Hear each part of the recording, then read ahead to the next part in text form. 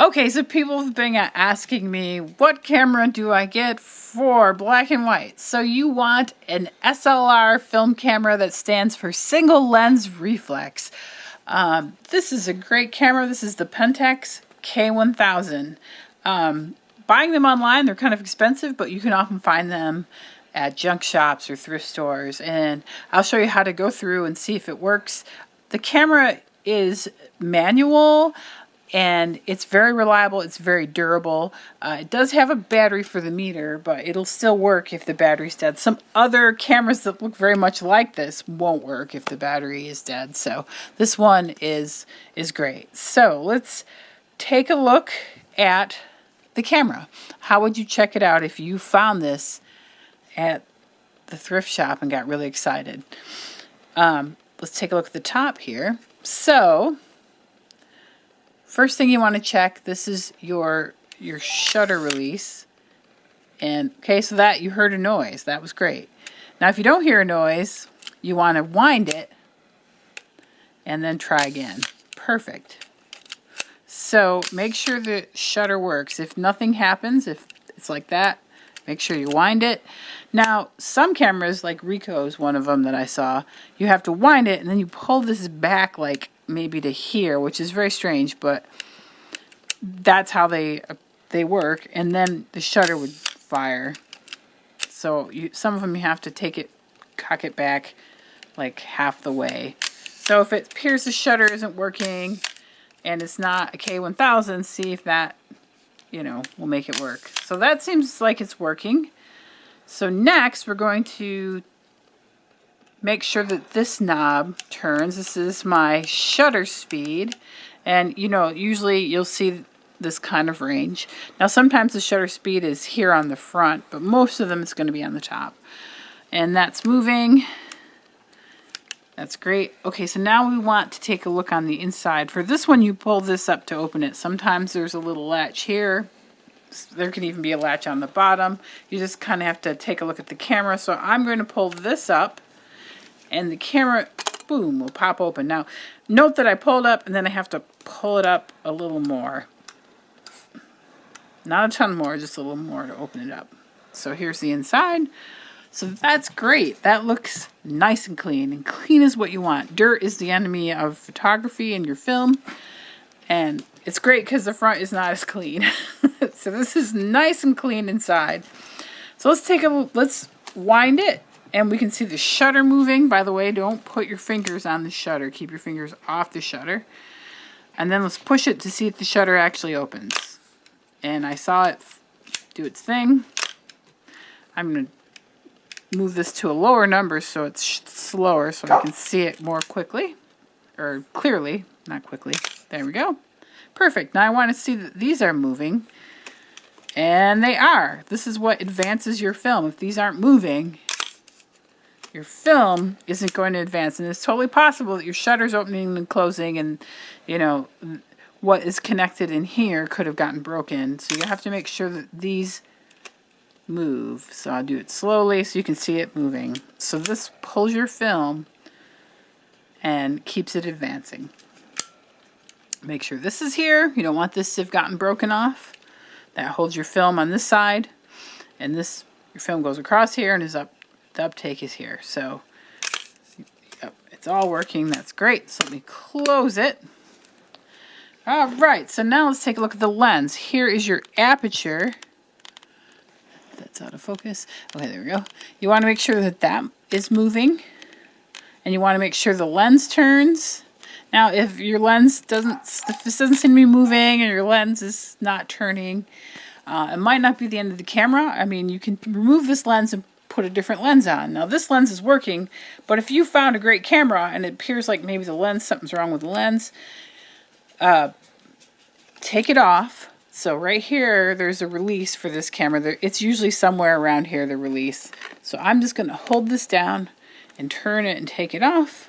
And you want to make sure this ring is not dented. If this ring is dented, this is where you would put a different lens on. Don't get the camera because you won't be able to put a lens on it. I'm also going to look at this lens and make sure as I turn the aperture that we go. There we go. We can see the aperture opening and closing. That is how much light is let into your lens. I want to make sure that that is working. And it's opening and closing, so that's great.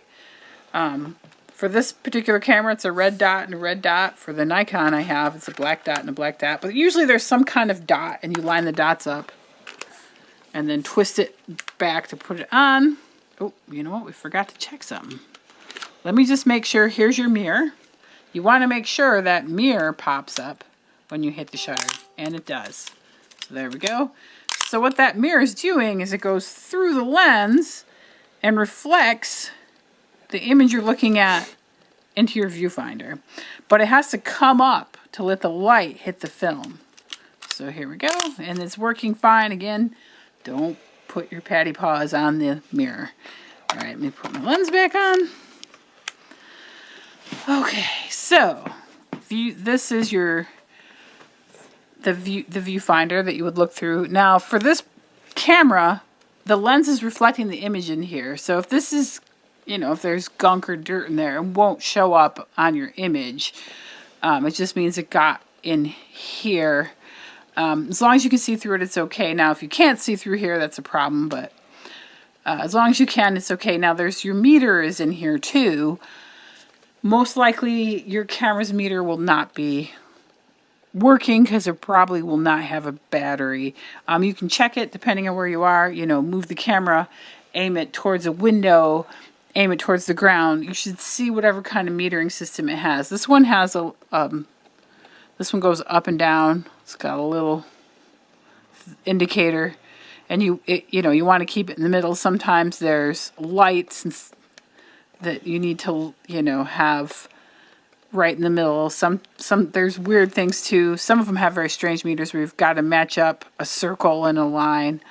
That's not my favorite metering system. It's kind of illogical.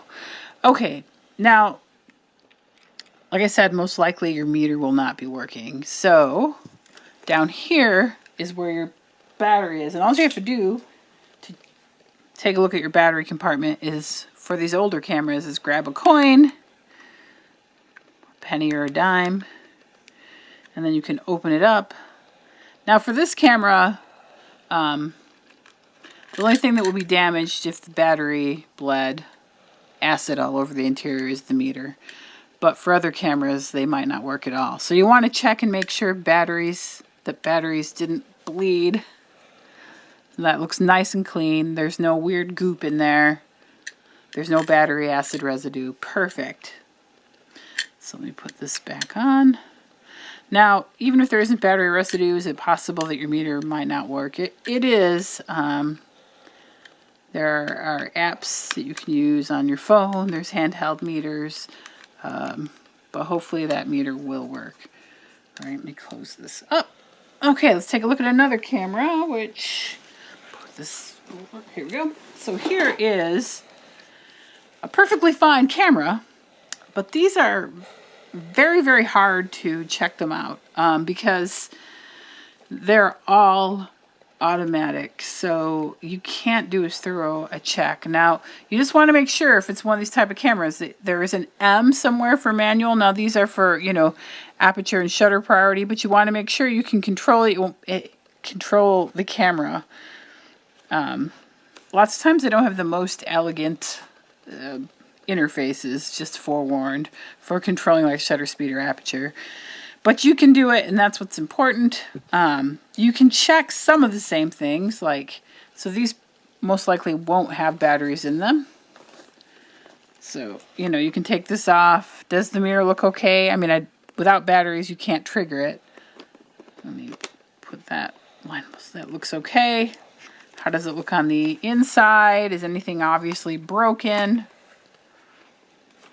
Okay, it looks nice and clean. Nothing seems to be broken off. I don't see any nubs or anything. And then the lens turns. That's good.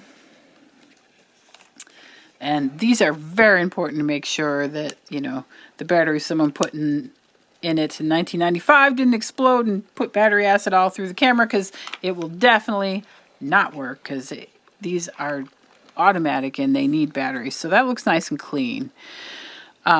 So the upside to these kind of cameras is, at this point in time, they're cheaper than, say, the Pentax K1000, which is super collectible. But again, I had a student find 2 at the Goodwill, so it's not impossible. Not 1, but 2. 2 of them at the Goodwill for very cheap. $25 each or something, so that's very cheap. If you buy them online from, you know, a place that sells used equipment, they're going to be much more for a K1000. So let's take a look at this camera. Here's another manual camera. This is a Nikon. And let's just do the same thing. Okay, that's not pushing down. Let me advance it. Okay, that sounds good. All right. Uh-oh. So there should be a little thing like this on here, and it's not on there, that you normally would pull it up. Now I know it opens, but it's being very cranky. All right, let's just look at the front.